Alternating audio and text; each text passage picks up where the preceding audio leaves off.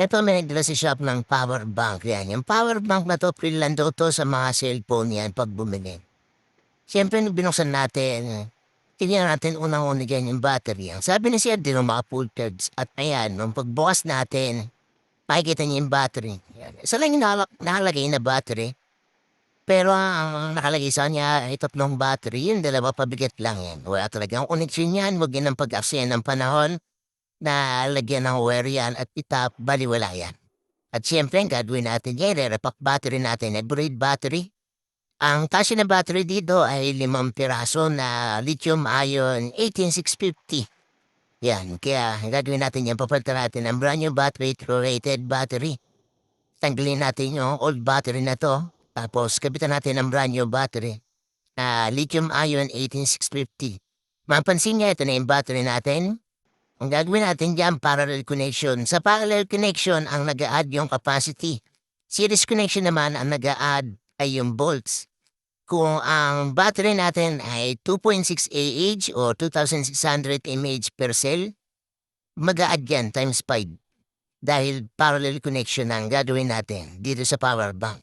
Yan, si mama magtatanong location ng shop, Tangos, Baliwag, Bulacan. Pipipin nyo. Osib, Tangos, Baliwag, Bulacan. Pag nasa Osib ka na, tumingin ka na sa tabat, makikita mo na yung shop natin dyan, JM Repair Shop. At eto, magkakabila tayo ng nickel, yan, mag-spatule na tayo. Puro sa positive side muna. After natin ma-spatule dyan, syempre din naman sa negative side dahil parallel connection nga ang gagawin natin dito. Yan. Sa mga magtatanong ng battery, lithium-ion 18650, marami tayong stock.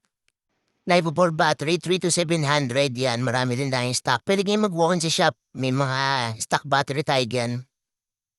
Sa mga mag-i-inquire naman ng mga repack battery ng drill, e-bike, yan, dudot speaker, mag-PM lang po para mapag-usapan natin tungkol sa mga battery, kung ano yung ipapabuild nyo, yan, at kung ano yung papa-repair nyo. At yan, lahat nyo, binind na natin yung battery para magkasya dito sa power bank natin.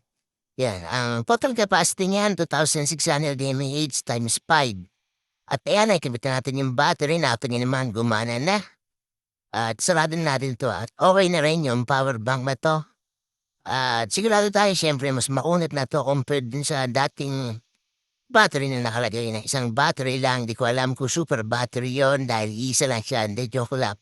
Talagang yung mga ganyan previous na power bank, tingin lang talaga yung mga nakakabit yan. At yan, okay na to. Bye-bye.